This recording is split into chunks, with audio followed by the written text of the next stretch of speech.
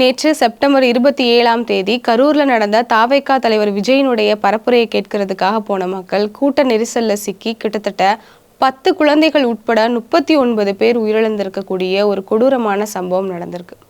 இது தமிழ்நாட்டையே உலுக்கக்கூடிய ஒரு மிகப்பெரிய சம்பவமா பார்க்கப்படுது. தமிழ்நாடு மட்டும் இல்லாம வெளிமாநிலங்கள்ல இருக்கக்கூடிய தலைவர்களும் முதலமைச்சர்களும் இரங்கல் தெரிவிச்சிருக்காங்க. ஒரு 4 வயது 5 வயது குழந்தைகளை தாண்டி 1.5 வயது குழந்தை கூட உயிரிழந்திருக்கக்கூடிய ஒரு சோகமான ஒரு சம்பவம் நடந்திருக்கு. அந்த கூட்டத்துக்கு போன கர்ப்பிணி பெண் ஒருத்தவங்க உயிரிழந்திருக்காங்க. கணவன், மனைவி, தாய், குழந்தைகள் அப்படின்னு ஒரே குடும்பத்தை சேர்ந்தவங்க எக்கச்சக்கமான பேர் உயிரிழந்திருக்கக்கூடிய ஒரு மோசமான சம்பவமா இது பார்க்கப்படுது.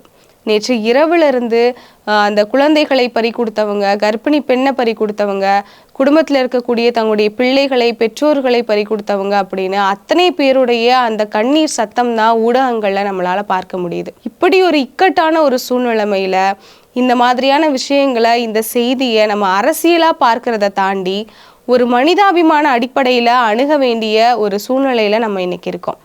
அந்த பொறுப்பை உணர்ந்துக்கிட்டு சமூக வலைதளங்களையும் சமூக ஊடகங்களையும் இன்னும் என்ன பிரச்சனை, யாரால இந்த பிரச்சனைகள் நடைபெற்றுச்சு அப்படிங்கிறது எந்த ஒரு ஆதாரமும் வெளிவராமல் இருக்கும்போது தேவையில்லாத வதந்திகளை பரப்பாமல் இருக்க வேண்டிய ஒரு பொறுப்பும் தார்மீக கடமையும் இன்னைக்கு நம்ம ஒவ்வொருத்தவங்க கிட்டேயும் இருக்கு. ஏன் அப்படின்னா இன்னைக்கு சமூக ஊடகங்கள்ல நம்ம எழுதுறது தான் செய்தி, நம்ம சொல்றது தான் கருத்து அப்படின்னு இந்த மாதிரியான சூழ்நிலைகளை அரசியலா மாற்றக்கூடிய வேலையை இன்னைக்கு பலரும் நேற்று இரவுல இருந்து பார்க்கிறத நம்மளால பார்க்க முடியுது.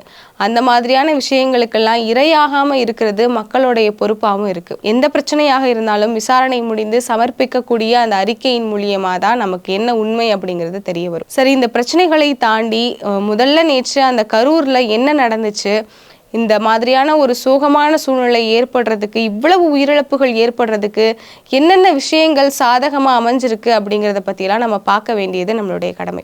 முதல்ல தாவேகா தலைவர் விஜயினுடைய இந்த பரப்புரை அப்படிங்கிறது கடந்த சில வாரங்களாக நடந்துகிட்டு இருக்கு. ஒவ்வொரு சனிக்கிழமையும் ஒவ்வொரு இடங்கள்ல நடக்கிறத நமக்கு தெரியும். தாவேகா தரப்பினருந்தும் இதை ஏற்கனவே எந்தெந்த இடங்கள் அப்படிங்கிறத முன்னாடியே சொல்லியிருந்தாங்க. அந்த வகையில் இந்த வாரம் சனிக்கிழமை நேற்று நாமக்கல், கரூர் இந்த 2 இடத்துல நடக்கிறதா சொல்லியிருந்தாங்க.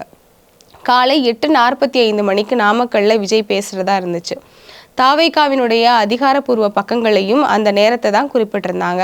அந்த நேரத்தை குறிப்பிட்டு தான் காவல் நிலையத்தில் அனுமதியும் வாங்கியிருந்தாங்க. ஆனால் உண்மையாகவே நடந்தது என்ன அப்படின்னா, காலை 8:45 மணிக்கு நாமக்கல்ல பேச வேண்டிய விஜய் 8:45 மணிக்கு தான் சென்னையிலேருந்தே புறப்படுறாரு.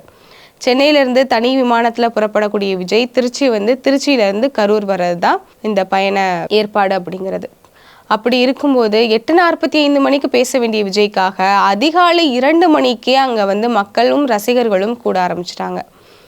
8:45 மணிக்கு விஜய் வரமாட்டார் அப்படிங்கிறது ஊடகங்களுக்கு தெரிந்தாலும் கூட தங்களுடைய சுய லாபத்திற்காக, எப்படி பாகிஸ்தான் இந்தியாவுக்கு இடையில பதற்றமான சூழ்நிலை நிலவும் போது தலைப்புகளையும் இந்த மாதிரி டிஆர்பிக்காக பல வீடியோக்களையும் போட்டு மக்களை ஒரு பதற்றமான சூழ்நிலையில் வச்சுருந்தாங்களோ அதே மாதிரி தான் நேற்றும் நடந்துச்சு. விஜய் வரமாட்டாரு இப்போ அப்படின்னு தெரிந்தும் கூட காலையில் ஆரம்பித்து மதியம் வரைக்கும் சற்று நேரத்தில் விஜய் வந்துடுவார், இப்போ விஜய் வரப்போகிறாரு, மக்கள் கடலில் விஜய் நிற்க போகிறாரு, பேச போகிறாரு அப்படின்னு மக்களை ஒரு மாதிரியான ஹைப்பில் வச்சுருக்கக்கூடிய வேலையை தான் நேற்று ஊடகங்கள் பார்த்தாங்க. பல ஊடகங்களும் இந்த வேலையை தான் செஞ்சாங்க. ஒரு சில ஊடகங்கள் மட்டும்தான் உண்மை நிலவரம் என்ன அப்படிங்கிறத சொன்னாங்க. அப்படி இருக்கும்போது விஜய் வரப்போகிறாரு அப்படிங்கிறத தெரிஞ்சுக்கிட்டு அதிகாலை 2 மணிக்கு கூடின மக்கள் மதியம் 2:45 மணிக்கு தான் விஜய் பேசவே ஆரம்பித்தார் நாமக்கல்ல. கூட்டம் 1 மணி நேரம் 2 மணி நேரம் ஆக ஆக கூட்டம் கூடிக்கிட்டே போச்சு. இவங்க அனுமதி வாங்கினது 10,000 பேருக்கு, ஆனால் கூட்டம் கூடினது என்னவோ அதையும் தாண்டி. இப்படி நாமக்கல்ல பேசி முடிச்ச விஜய் அடுத்ததா கரூர் போறாரு. கரூர்ல கிட்டத்தட்ட மதியம் 12 மணிக்கு விஜய் பேசுறதா தான் அறிவிச்சிருந்தாங்க. ஆனால் விஜய் கரூரில் பேசும்போது இரவு 7 மணிக்கு. அப்போது அதிகாலையில் 2 மணிக்கு நாமக்கலுக்காக கூடின மக்கள் இங்கே கரூர்லையும் கூட ஆரம்பிச்சிட்டாங்க. 12 மணிக்கு வந்துருவாரு அப்படின்னு. மிஞ்சி போனால் 12 மணியை தாண்டி ஒரு 2 மணி 3 மணி சாயந்தரம் 4 மணி கூட ஆகும் அப்படின்னு மக்கள் எதிர்பார்த்தாங்க. ஆனால் 7 மணி அப்படிங்கிறது ரொம்பவே ஒரு அதிகமான நேரமாக பார்க்கப்படுது. இந்த பிரச்சனையில் முக்கியமாக பார்க்கப்படுற விஷயமே இந்த காலதாமதம் அப்படிங்கிறது தான். இப்படி 7 மணிக்கு தான் கரூரில் விஜய் பேச வராரு. அப்படி இருக்கும்போது மாலை நேரத்தில் வேலையை முடிச்சுட்டு வந்தவங்க மதிய நேரமாக இருந்தால் வெயில் நேரம் குழந்தைகளை கூட்டிகிட்டு வர வேணாம் அப்படின்னு யோசிச்சிருப்பாங்க. சாயந்தரம் நேரம் அப்படின்றனால வேலையை முடிச்சுட்டு வந்தவங்க, அதுவும் சனிக்கிழமை சாயந்தரமா இருக்கிறனால தங்களோட குடும்பத்தோட எல்லாரும் வந்து விஜயை பார்க்கறதுக்காக அங்க கூடியிருக்காங்க. அங்கேயுமே 10,000 பேருன்னு சொல்லி தான் அனுமதி வாங்கியிருக்காங்க. ஆனா தமிழ்நாடு காவல்துறையினுடைய பொறுப்பு டிஜிபி என்ன சொன்னாரு அப்படின்னா 27,000 பேருக்கு மேல கூட்டம் கூடிட்டாங்க அப்படின்னு அவங்க தரப்புல இருந்து சொல்லியிருந்தாங்க. இப்படி காலையில் 8:45க்குன்னு சொல்லப்பட்ட நேரம் 2:30 மணிக்கு மேலே போய் 12 மணிக்குன்னு சொல்லப்பட்ட நேரம் இரவு 7 மணிக்கு மேலே போயிடுச்சு. இப்படி தொடர்ந்து தாவேகாவினுடைய மாநாடுகளையும் பிரச்சார பரப்புரைகளையும் காலதாமதம் ஆகிறது அப்படிங்கிறது கூட்டத்தை கூட வைக்கிறதுக்காக தான் இந்த மாதிரி ஆகுது அப்படின்ற மாதிரியான ஒரு குற்றச்சாட்டும் இதில் முன்வைக்கப்படுது. ஆனால் உண்மை என்ன அப்படிங்கிறது நமக்கு தெரியாது. எப்பவும் போல பரப்புரையில் பேசுகிற மாதிரி விஜய் வந்து ஆளுங்கட்சியை விமர்சிச்சும் எதிர்கட்சிகளை விமர்சிச்சும் பேசினார். ஆனால் எப்பவும் இருக்கிறத விட இந்த பிரச்சார கூட்டத்தில் வந்து அவருடைய பேச்சில் பல தடுமாற்றங்கள் ஏற்பட்டுச்சு அப்படிங்கிறத விஜயினுடைய ரசிகர்களும் தொண்டர்களுமே சொல்றத நம்மளால பார்க்க முடியுது. இப்படி கூட்டத்தில் கரூரில் பேச ஆரம்பிச்சுக்கிட்டு இருக்கும் போதே அங்கே நிறைய சலசலப்புகள் ஏற்படுறத பார்க்க முடியுது. அது மட்டும் இல்லாமல் விஜய்க்கே வந்து மேலே இருக்கும்போது தெரியுது ஒரு சில இடங்கள்ல சலசலப்புகள் ஏற்படுது. ஒரு குழந்தையை காணா அப்படின்னு சொல்லி விஜயே வந்து அறிவிக்கிறாரு, இந்த குழந்தையை காணா எங்கன்னு தேடி கண்டுபிடிச்சு கொடுங்க அப்படின்னு. அங்கே இருக்கக்கூடிய தாவேகா நிர்வாகிகளும் அவங்களாலையும் உணர முடியுது ஒரு சில இடங்களில் சலசலப்பு ஏற்படுது அப்படின்னு. தான் பேசும்போது கரண்ட்டை கட் பண்ணிடுறாங்க அப்படின்னு தாவேகா தலைவர் விஜய் குற்றம் சாட்டியிருந்தார். ஆனால் போன பரப்புரையிலேயே தாவேகா கட்சி நிர்வாகிகள் தான் அனுமதி கேட்கும் போதே மின்சாரத்தை தடை பண்ணிருங்க அப்படின்னு சொல்லியிருந்தாங்க. காரணம் என்ன அப்படின்னா பொதுவாகவே தாவேகா தலைவர் எங்கேயாவது போகிறாரு அப்படின்னா அந்த இடங்களா இருக்கட்டும், இல்லை பரப்புரைக்கு போகிற இடமோ மாநாடோ இல்லை செல்லும் வழிகள்லையோ மரத்து மேலே ஏறுறது, கரண்ட் கம்பங்கள் மேலே ஏறுறது, இந்த மாதிரியான விஷயங்கள் அடிக்கடி தொடர்ந்து நடைபெறத அவர்களுடைய ரசிகர்கள் இதெல்லாம் பண்ணுறதை நம்மளால் பார்க்க முடியுது. நிறைய நேரங்களில் இது ட்ரோல் மெட்டீரியலாக இருக்கிறதையும் தாண்டி பலராலையும் கண்டனங்களுக்கு உள்ளாக்கப்படக்கூடிய ஒரு விஷயமாகவும் இருக்குது. இதை காரணம் காட்டி தான் அந்த கட்சி நிர்வாகிகளே வந்து மின்சாரத்தை நிறுத்திடுங்கன்னு சொல்லி அனுமதி அது கேட்டும் போயிருக்காங்க. இந்த கரூர் பிரச்சனையிலையும் கூட அந்த இடத்துல மின்சாரம் துண்டிக்கப்பட்டது வந்து ஒரு பெரிய ஒரு பிரச்சனையாக இருக்குது. ஒரு சலசலப்பை ஏற்படுத்துச்சு அந்த இடத்துல. நிச்சயமாக அந்த பிரச்சனையும் கூட இவங்க வந்து இந்த பரப்புரையிலையும் மின்சாரத்தை துண்டிக்க சொல்லி கேட்டிருந்தாங்களா, இல்லை வந்து இந்த மாதிரியான பிரச்சனைகள் நடக்கிறத பார்த்துட்டு அது எதிர்பாராத விதமாக மின்சாரம் துண்டிக்கப்பட்டுச்சா அப்படின்னு தெரியல. ஆனால் அந்த கட்சி நிர்வாகிகள் செய்கிற செயலுக்கும் தாவேகா தலைவர் விஜய் பேசுறது பரப்புரைகள்லையோ இல்லை மேடைகள்லையோ பேசுகிற பேச்சுக்கும் நிறைய முரண்பாடுகள் இருக்கிறதையுமே நம்மளால் பார்க்க முடியுது. அந்த நேரத்தில் ஆம்புலன்ஸ் வரதையும் பார்க்க முடியுது. ஆம்புலன்ஸ்க்கு வழிவிட சொல்லி விஜயே சொல்கிறாரு. அந்த மாதிரியான செய்திகளும் நேற்று காணொளிகளாக வெளியாயிருந்துச்சு. அப்படி இருக்கும்போது இப்படி ஒரு விஷயங்கள் நடக்க ஆரம்பிக்கும் போது சலசலப்பு ஏற்பட ஆரம்பிக்குது. அப்படிங்கிறப்போ அதில் கவனம் செலுத்தாமல் தன்னுடைய பேச்சை முடிச்சுட்டு போயிடணும் அப்படின்னு விஜய் பேசினதுனாலையும் இந்த மாதிரியான பிரச்சனைகள் ஏற்பட்டிருக்கலாம் அப்படிங்கிற ஒரு குற்றச்சாட்டு முன்வைக்கப்படுது. இப்படி இந்த மாதிரியான விஷயங்கள் போக போக நேரம் ஆக ஆக கூட்ட நெரிசல் அதிகமாகிக்கிட்டே தான் அங்கே போயிருக்கு. ஏன்னா காற்றோட்டம் அப்படிங்கிறது ரொம்ப கம்மியாயிடுச்சு. பொதுவாகவே ஒரு இடத்துல கூட்டம் கூடுது அப்படின்னா அந்த கூட்டம் அதிக நேரங்கள் அந்த இடத்துல நீடிக்கும் போது நிறைய இந்த மாதிரியான பிரச்சனைகள் வர்றதுக்கு வாய்ப்பு இருக்குது. அதற்கு தகுந்த மாதிரியான ஏற்பாடுகளும் முன்னெச்சரிக்கை நடவடிக்கைகளும் முன்னாடியே எடுக்கப்பட்டதா அப்படின்னு கேட்டால் அதுவும் ஒரு மிகப்பெரிய கேள்விக்குறியாக தான் இருந்துச்சு. இதில் நிறைய விஷயங்கள் என்ன அப்படின்னா கூட்டத்தில் சிக்கி மக்கள் கீழே விழுகும்போது மக்கள் மீது ஏறி நின்று அந்த விஜயினுடைய பேச்சுக்களை கேட்டாங்க அப்படிங்கிற மாதிரியான விஷயங்களை அந்த கூட்டத்திலேருந்து தப்பிச்சவங்களும் இன்னைக்கு செய்திகளில் காணொளிகள் பேட்டிகளாக கொடுத்துக்கிட்டு இருக்காங்க. இப்படி தான் நிறைய பேர் வந்து அடிபட்டு நிறைய பேர் உயிரிழந்திருக்கிறாங்க. மயக்க நிலையில் நிறைய பேர் உயிரிழந்திருக்கிறாங்க. நிறைய குழந்தைகள் இப்படி மூச்சு திணறி உயிரிழந்திருக்கிறாங்க. பரப்புரை முடிந்ததற்கு பிறகு இந்த விஷயங்கள் எல்லாம் இன்னும் பூதாகரமாக வெடிக்க ஆரம்பிக்குது. அந்த கூட்டம் களையிற நேரத்தில் நிறைய பிரச்சனைகள் ஏற்படுது. கூட்டம் களையும் போது நிறைய பேர் கூட்ட நெரிசலில் சிக்கி உயிரிழந்திருக்கிறாங்க. அடுத்தடுத்து இது குறித்து சுகாதாரத்துறை அமைச்சர் என்ன சொல்கிறாருன்னா 33 பேர் உயிரிழந்த நிலைமையில தான் மருத்துவமனைக்கே வந்தாங்க அப்படிங்கிற மாதிரியான ஒரு தகவலையும் கொடுக்குறாங்க. இப்படி குழந்தைகள் உயிரிழந்திருக்கிறாங்க. நிறைய பிரச்சனைகள் அந்த இடத்துல நடக்க ஆரம்பிக்குது. அதற்கு பிறகு என்ன ஆகுதுன்னா அங்கே இருக்கக்கூடிய அமைச்சர்களும் அந்த இதில் இருக்கக்கூடிய அரசு அதிகாரிகளும் மாவட்ட ஆட்சியர் உட்பட எல்லாருமே அந்த ஸ்பாட்டுக்கு வந்துடுறாங்க. மருத்துவமனைக்கு போய் ஆய்வு பண்ணுறாங்க. இதெல்லாம் நடந்து கொண்டு இருக்கும்போது விஜய் அங்கிருந்து இந்த பிரச்சனைகள் எல்லாம் மிகப்பெரிய விஷயம் ஆனதற்கு பிறகு அங்கேருந்து திருச்சி விமான நிலையத்துக்கு போய் அவர் சென்னைக்கு போயிடறாரு. அங்கேயுமே வந்து செய்தியாளர்கள் வந்து விஜயை வந்து கேள்வி கேட்குறாங்க, இத்தனை பேர் இறந்திருக்கிறாங்களே, இவ்வளவு விஷயங்கள் நடந்திருக்கிறே அப்படின்னு. ஆனால் அவர் செய்தியாளர்களுடைய கேள்விக்கு எந்த பதிலும் அளிக்காமல் அவர் வந்து சென்னையில் இருக்கக்கூடிய தன்னுடைய வீட்டிற்கு போயிடுறாரு. இவர் சென்னைக்கு போனதற்கு பிறகு தான் அவருடைய எக்ஸ் தளத்திலிருந்து தன்னுடைய ஆழ்ந்த இரங்கலையும் தன்னுடைய நான் வருத்தமாக இருக்கேன் அப்படிங்கிறதையும் அவர் தெரிவிச்சிருக்கிறாரு. இப்படி தான் நேற்று நடந்த இந்த சம்பவங்கள் இருந்துச்சு. அதற்கு பிறகும் நிறைய மருத்துவமனையில் அனுமதிக்கப்பட்டவங்க உயிரிழந்து தான் இந்த 39 பேர் இப்போ உயிரிழந்திருக்கக்கூடிய சம்பவமும் இப்போ ஏற்பட்டிருக்கு. இதில் தாவேகா தரப்புலேருந்து என்ன சொல்கிறாங்க அப்படின்னா, நாங்கள் கேட்ட இடம் வேற, அவங்க கொடுத்த இடம் வேற, இது ரொம்ப குறுகலான ஒரு இடமா இருக்குது, அதனால தான் இந்த மாதிரியான அசம்பாவிதங்கள் நடந்துருச்சு அப்படின்னு சொல்கிறாங்க.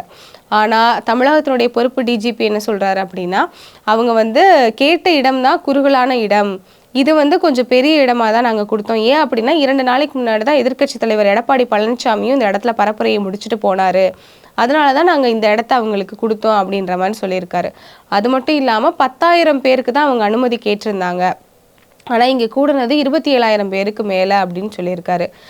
இருந்தும் கூட விஜய்க்கு பொதுவாகவே கூட்டம் கொஞ்சம் அதிகமாக வரும் அப்படிங்கிறத கணிச்சு தான் நாங்கள் ஒரு 500 காவலர்களை பணிக்கு அமர்த்தியிருந்தோம் அப்படின்னு டிஜிபியும் அவங்க தரப்புல இருந்து சொல்லியிருக்காங்க.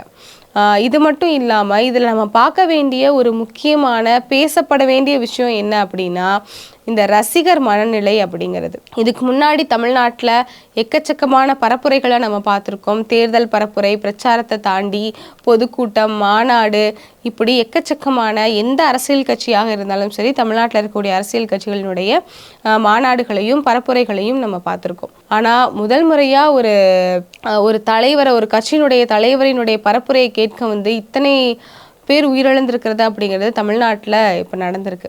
அதற்கு காரணம் என்ன அப்படின்னா, இந்த ரசிக மனநிலை அப்படிங்கிறது. இதை தாண்டி நம்மளால் போக முடியாது. இதை பேசப்பட வேண்டிய ஒரு விஷயமா தான் இது இருக்குது. சேரக்கூடிய மக்கள் வந்து அரசியல் படுத்தப்படாமல் இருந்தால், ஒரு கட்சியில் இருக்கக்கூடியவர்கள் அரசியல் படுத்தப்படாமல், கொள்கைகளால் ஈர்க்கப்படாமல், ஒரு தனி நபரால் ஈர்க்கப்பட்டு அவருக்கு வந்து ரசிகராக மாறி போனாங்க அப்படின்னா இந்த மாதிரியான விஷயங்கள் தான் நடக்கும் அப்படிங்கிறது இதன் மூலியமாக நமக்கு தெரிய வந்திருக்கு. ஆரம்பத்துல இருந்தே நம்ம வந்து தாவேகா கட்சியாக இருந்தாலும் சரி, எந்த கட்சியாக இருந்தாலும் சரி, அவங்க கொள்கையை வந்து பின்பற்றி கொள்கை பிடிச்சி கொள்கை சார்ந்து போகணும் அப்படிங்கிறது தான் ஒரு அரசியல் கட்சி, அந்த கட்சியினுடைய தொண்டர்கள் அப்படிங்கிறது ஒரு இது. எல்லா அரசியல் கட்சிகள்லையுமே அப்படி தான் இருப்பாங்க. எந்த கட்சியாக இருந்தாலும் அந்தந்த கட்சிக்குன்னு ஒரு கொள்கை இருக்கும், அந்த கொள்கை சார்ந்துதான் இருப்பாங்க. ஆனா இங்க தாவேகா தலைவர் விஜயை பொறுத்த வரைக்கும் அவர் ஒரு திரைக்கலைஞராக இருந்துட்டு அரசியலுக்கு வராரு அப்படிங்கிற பட்சத்துல அவரை இன்னமும் ஒரு அரசியல் கட்சியினுடைய ஒரு தலைவராகவும் ஒரு கொள்கை பேசக்கூடிய ஒரு தலைவராகவும் பார்க்கறத தாண்டி பெண்கள், இளைஞர்கள், குழந்தைகள் அப்படின்னு அவரை வந்து ஒரு நடிகராகவும் தங்களை ஒரு ரசிகர்கள் மனநிலையில தான் வச்சிருக்கிறாங்க அப்படிங்கிறது தான் உண்மை. அதைத்தான் நேற்று நடந்த அந்த கூட்டத்திலையும் நம்மளால பார்க்க முடியுது. அதனால தான் இத்தனை ஆயிரம் பெண்கள், குழந்தைகள் அப்படின்னு குடும்பமாக போய் இத்தனை இழப்புகளை நம்ம இன்னைக்கு பார்க்க வேண்டிய ஒரு மோசமான சூழ்நிலைக்கு தள்ளப்பட்டிருக்கோம் அப்படிங்கிறது தான் உண்மை. இந்த இக்கட்டான ஒரு சூழ்நிலையில தமிழ்நாடு அரசு அவங்க சார்பா நிவாரணங்கள் அறிவிச்சிருக்கிறாங்க. அது மட்டும் இல்லாம முன்னாள் நீதிபதி அருணா ஜெகதீசன் தலைமையில ஒரு ஆணையம் அமைச்சு விசாரணைக்கு உத்தரவிட்டிருக்காங்க. இந்த அருணா ஜெகதீசன் யார் அப்படின்னா, இவங்க தான் தூத்துக்குடி துப்பாக்கி சூட்டுக்கும் ஆணையத்தில் வந்து விசாரணை நடத்தி அறிக்கை சமர்ப்பித்தவங்க. அதே நீதிபதியை தான் இப்போ இதுக்குமே வந்து அவங்க நியமிச்சிருக்கிறாங்க. இந்த மாதிரியான ஒரு இக்கட்டான சூழ்நிலையில் நம்ம ஏற்கனவே சொன்ன மாதிரி இந்த இடத்துல நம்ம அரசியல் பேசலாமே தவிர இதை அரசியல் ஆக்கக்கூடாது அப்படிங்கிறது நம்ம ஒவ்வொருத்தவங்களினுடைய ஒரு கடமையாக நம்ம நினச்சிக்கணும். ஏன் அப்படின்னா, இப்படி ஒரு அசம்பாவிதம் நடந்திருக்கும் அப்படின்னு யாருமே வந்து முன்னாடி எதிர்பார்க்கல. தாவேகா தரப்பினராக இருந்தாலும் சரி, பொதுமக்களாக இருந்தாலும் சரி, அங்கே கூட்டம் கூடியவர்களாக இருந்தாலும் சரி, காவல்துறை, தமிழ்நாடு அரசு அப்படின்னு இதில் யாரெல்லாம் நம்ம வந்து இந்த பிரச்சனைக்கு காரணமாக இருப்பாங்க அப்படின்னு யோசிக்கிறோமோ அவங்க யாருமே இதை எதிர்பார்த்துருக்க மாட்டாங்க அப்படிங்கிறது தான் ஒரு நிதர்சனமான உண்மை.